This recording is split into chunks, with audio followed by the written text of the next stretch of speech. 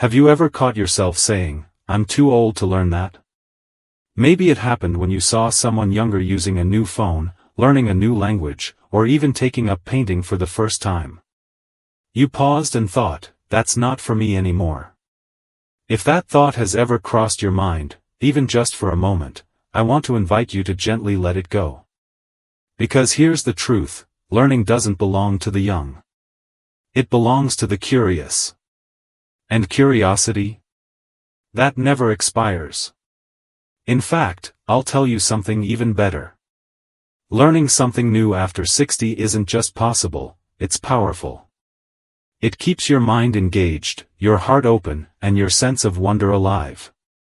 Whether it's exploring a new hobby, discovering how to use technology, or simply reading about something you've always been interested in, every new thing you learn is a spark that keeps your inner fire glowing. Today's video is all about those sparks. We're going to explore 4 simple but meaningful ways you can learn new skills after 60, and stay sharp, inspired, and joyfully curious. These aren't overwhelming, complicated programs or long to-do lists. They're practical ideas, ones you can start using right away, even today, even from the comfort of your favorite chair. And if you enjoy conversations like this, about living well, staying mentally strong, and finding purpose and peace later in life, I'd love for you to give this video a like, maybe share it with a friend, and hit that subscribe button. I'm on a little journey to reach my first 1,000 subscribers so I can keep making content that truly supports our community, one meaningful moment at a time. Now, let's begin with something beautifully simple, something that's probably already sitting in your living room right now. Your television. But not for the reason you think.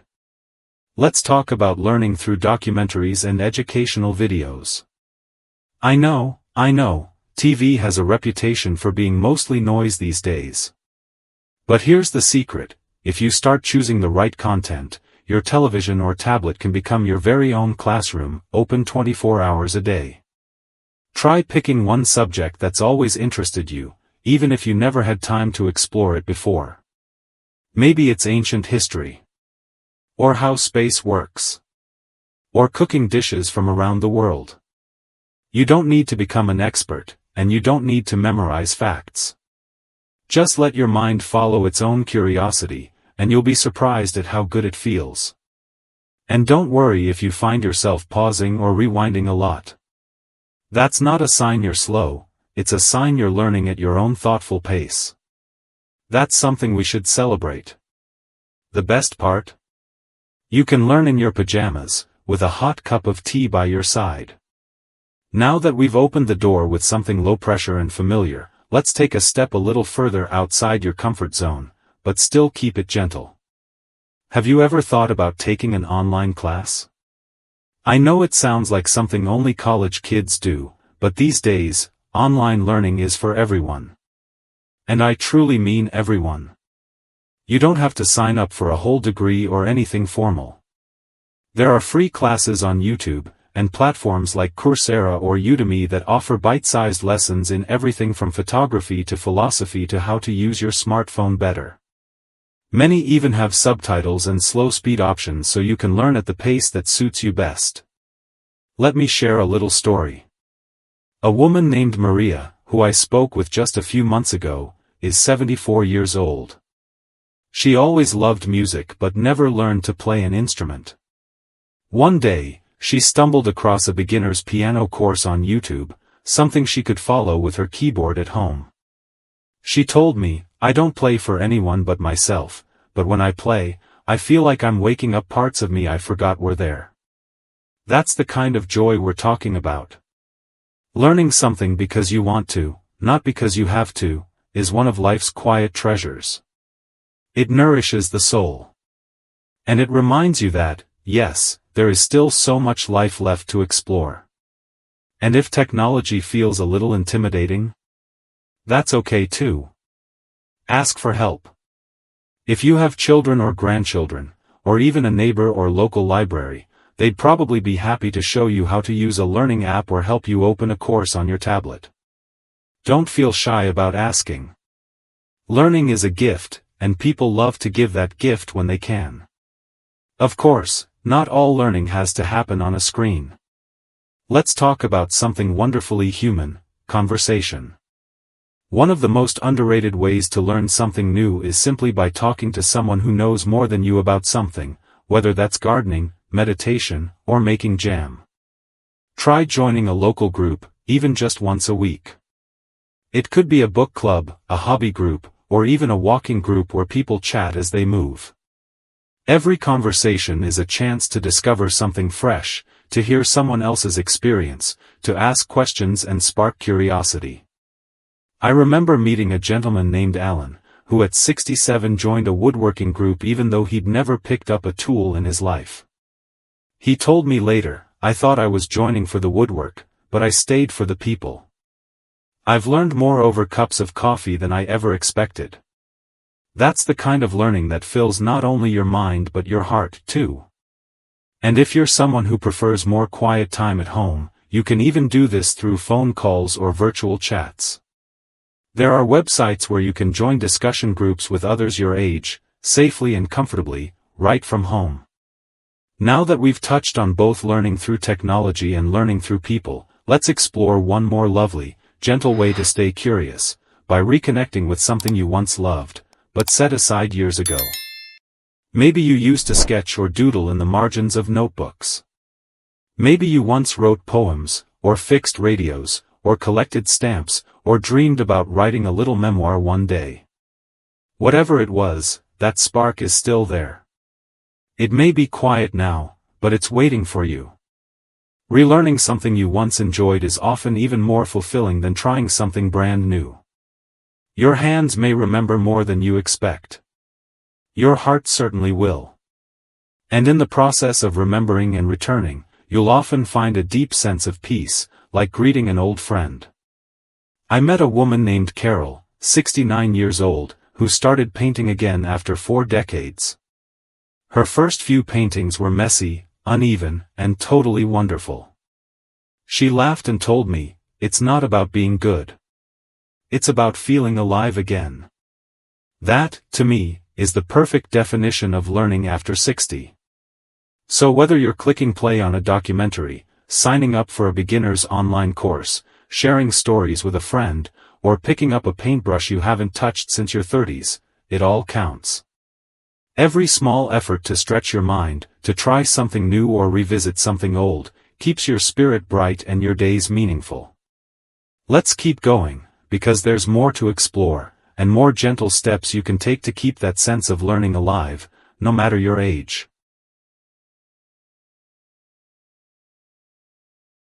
Because what you're really doing isn't just learning new facts or skills. You're sending a message to yourself, and to the world, that growth doesn't have an expiration date. That your curiosity is still alive and well. That you're still becoming. Let's continue by talking about something that may surprise you: teaching. Yes, teaching. You might be thinking, "But I'm the one who wants to learn." And that's true. But one of the most powerful ways to learn something deeply is to teach it to someone else, even in a small, informal way. Think about all the things you've learned over a lifetime, about patience, about relationships, about your craft, your trade, your faith, or your passions. Now imagine sharing that knowledge with someone just starting out.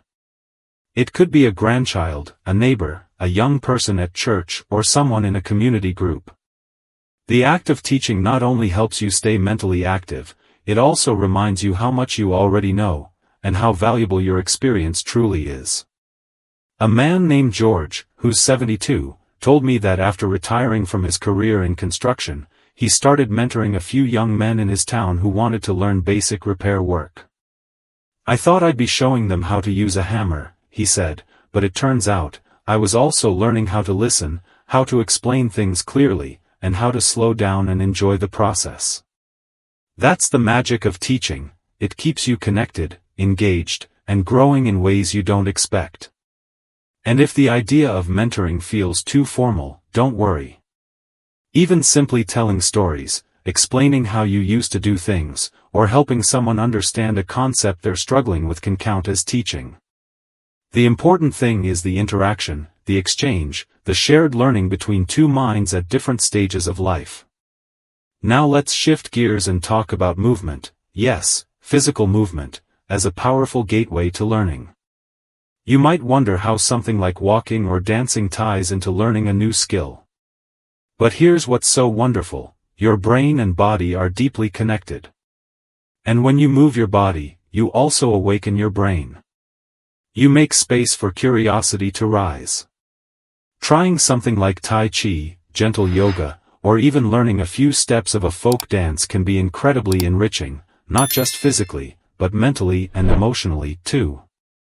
These practices often involve sequences, balance, rhythm, and focus, which helps keep your brain active and alert. I met a man in his mid-60s, named Victor, who started taking a beginner ballroom dance class with his wife.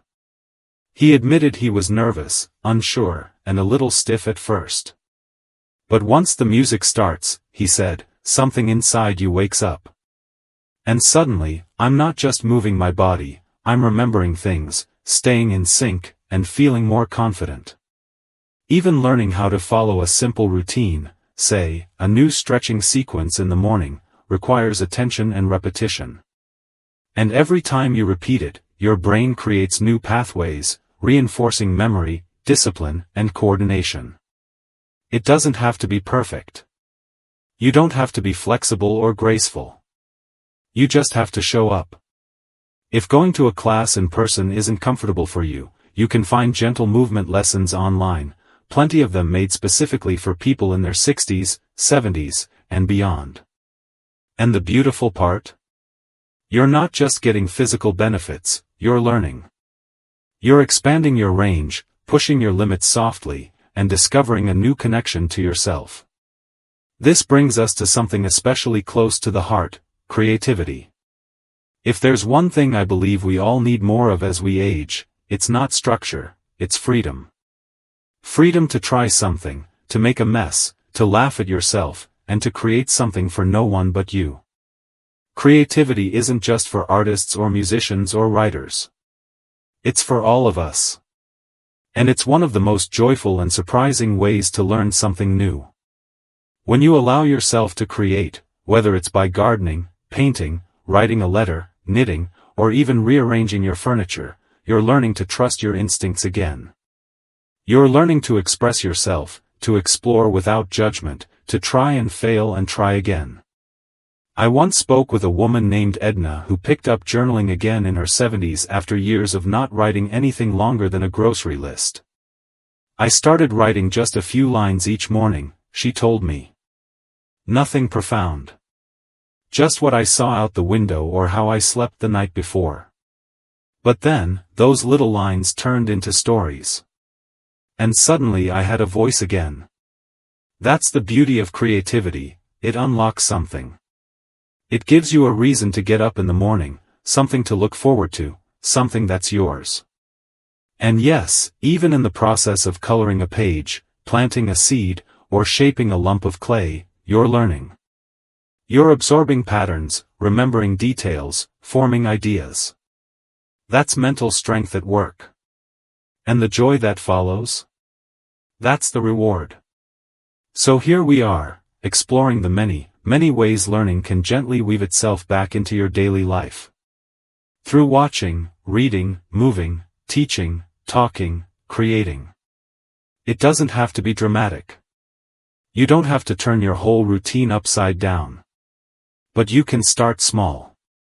And often, those small steps end up opening doors you never even saw before.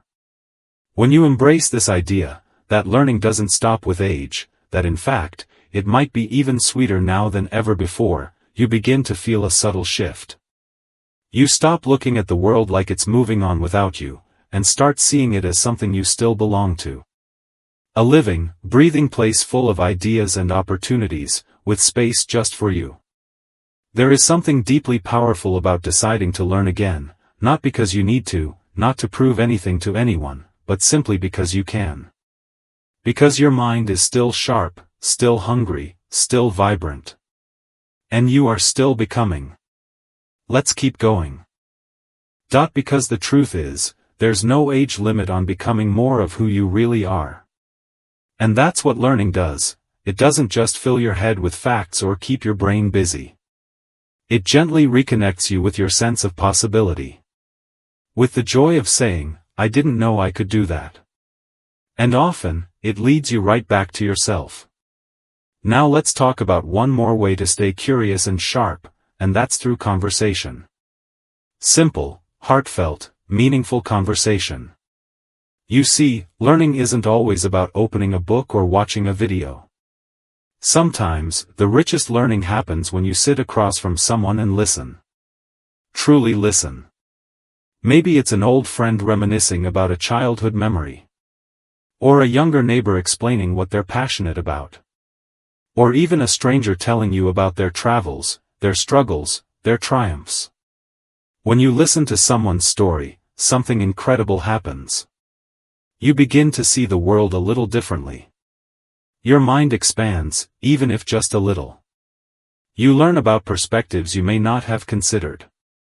You pick up phrases, ideas, even bits of wisdom that weren't there before. There's something especially powerful about cross-generational conversation. I remember a woman named Helen, who's 79 now, telling me that she started attending a local storytelling group at her library. At first I just wanted to hear stories, she said. But then I found myself sharing my own. And before I knew it, I was learning how to speak again. How to hold someone's attention. How to shape a memory into something meaningful. That's learning, too. It's not formal. It's not on a test. But it stays with you. And it changes you. If you're not able to meet in person, don't let that stop you. Pick up the phone. Call an old friend. Set up a video chat with family. Or, if you're feeling brave, try joining an online discussion group, even just to listen in. You'd be surprised how many opportunities there are these days to connect with people from all over the world who want to talk about books, music, movies, history, or just life. And remember, when you share a story from your own life, you're not just giving someone a piece of your past. You're actively shaping your own understanding of it. That's learning, too. Now, I want to say something that might be the most important part of all this. You don't need to be perfect. In fact, it's better if you're not. Learning after 60, or 70, or 80, isn't about mastering things quickly. It's about savoring them. Exploring them. Being patient and kind with yourself as you try. There's a quiet strength in being willing to start something new, especially when you've already accomplished so much in life. And it's okay to stumble. To forget something and relearn it. To take breaks. To laugh at yourself when something doesn't quite go right. What matters is that you stay open. That you allow yourself the freedom to be a beginner again. Because that's where the spark lives, in the trying, not just the achieving. I met a man named Charles who, after retiring from his job as a postal worker, decided to take up watercolor painting. He'd never held a brush before. At first it just looked like blobs, he laughed. But after a few months, I started seeing light and shadow differently. I noticed the way clouds moved. I started looking at the world like an artist. He told me it was one of the most peaceful and joyful experiences of his later life. And isn't that beautiful? That even in our later years, we can see the world with fresh eyes. That we can still be surprised, still feel that rush of discovery, still find something that lights us up inside. So I want to encourage you, gently, warmly, to think about what makes you curious. Is there a topic you always wondered about? A skill you used to love but let go of along the way? A language you thought sounded beautiful? A piece of technology that seems confusing but might actually be fun to learn? Maybe it's time to give it a try. Not all at once. Not with pressure or deadlines. Just a little bit at a time. A few minutes a day. A few steps a week. The small, steady act of choosing to keep growing, that's what keeps your mind sharp and your spirit young. You don't have to do it for anyone else. You don't need to impress or compete. You're not behind. You're not too late. You're right on time for your own journey. And you're certainly not alone. There's a whole community of people just like you, who are finding joy, challenge, and meaning in learning something new after 60.